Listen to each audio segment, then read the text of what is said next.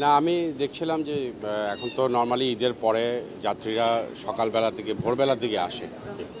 তো এই জন্য এসছি যে আমাদের বিশেষ করে বিআইডব্লিউটির পক্ষ থেকে যাতে যেই জিনিসগুলো করা দরকার, যেই দায়িত্বগুলো পালন করা দরকার, আমাদের লোকজন দায়িত্বে আছে কিনা।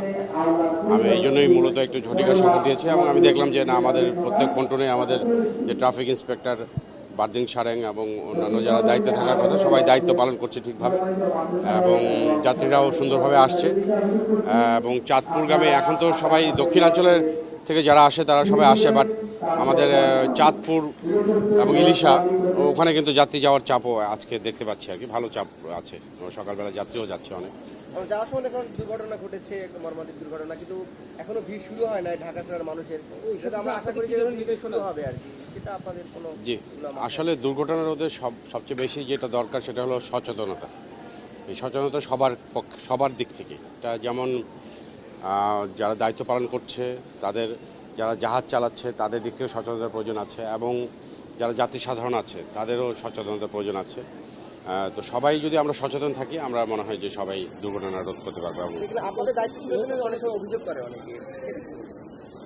আমরা চেষ্টা করছি, সবসময় আমরা মাঠে আছি এবং যারা যাত্রী সাধারণের পাশে আছি, পাশে থেকে তাদের যেটুকু সেবা দেওয়া দরকার সেটার জন্য আমরা চেষ্টা করছি। নৌকা বা ট্রলারে করে যাত্রী ওঠানো আমরা বিষয়তে আইনত নিষিদ্ধ। আমি ভরসা রাখি হিরন স্মার্ট ওয়াটার পিউরিফায়ারে।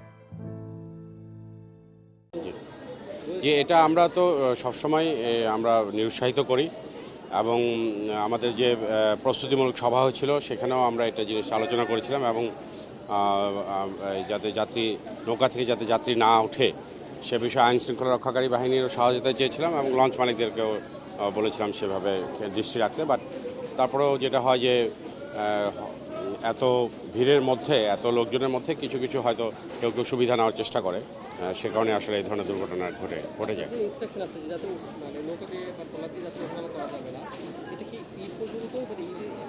না, আমরা এটাকে অবশ্যই পার্মানেন্ট স্থায়ীভাবে একটা ব্যবস্থা করার চেষ্টা করব। মন্ত্রী মহোদয় এসেছিলেন, উনিও কিছু নির্দেশনা দিয়ে গেছেন। আমরা ইনশাল্লাহ এটা স্থায়ীভাবে এটা বাস্তবায়নের চেষ্টা করবো।